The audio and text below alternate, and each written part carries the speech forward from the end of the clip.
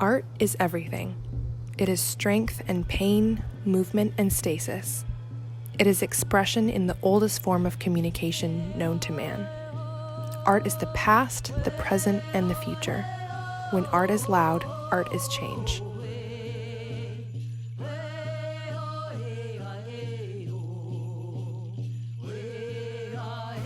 We acknowledge that this research is taking place at the UBC Point Grey campus, located on the traditional, ancestral, unceded, and continually occupied territory of the Hunkaminam-speaking Musqueam people, who have been caretakers and stewards of this land for over 10,000 years.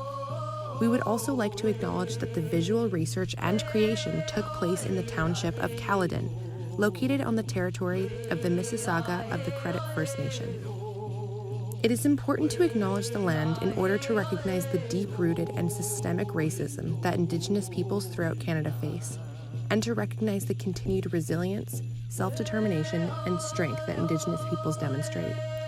This land is home to different cultures, practices, ceremonies, and art.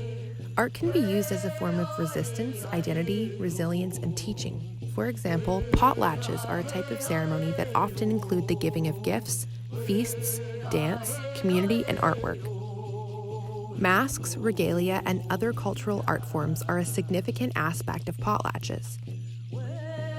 And we're a potlatch society, which means that potlatch and matrilineal and moiety base. The reason why I say that we're moiety base is because both sides relate to each other. We're separate and distinct, but we can't survive without the other side. And so it's a very interconnected society. Even though we're separate clans and separate moieties, we're still connected to each other through marriage and through interrelations. And that all comes out in a potlatch.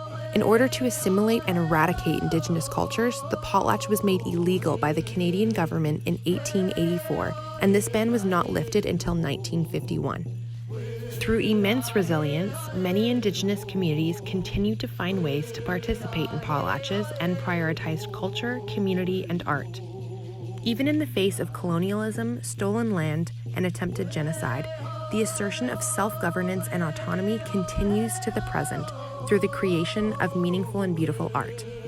Jay Sewell, who is from the Chippewas of the Thames First Nation near London, Ontario, has been using his artistic talents as a means of resistance and advocacy. My art is essentially Indigenous pop art with an Indigenous twist to it. I take pop art and indigenize it as a way of communicating with the youth. He is featured in a variety of articles, and his art has gained momentum and press.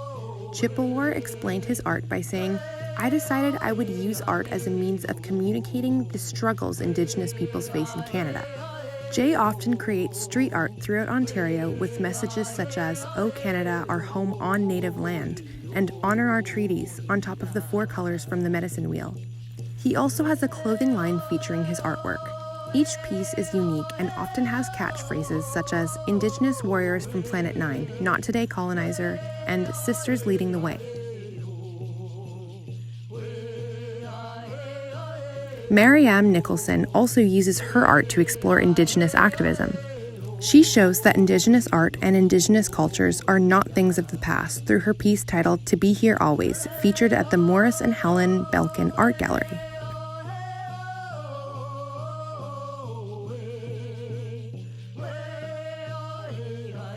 As Marianne Nicholson states, we must not seek to erase the influence of globalizing Western culture, but master its forces selectively as a part of wider Canadian and global community for the health of the land and the cultures it supports.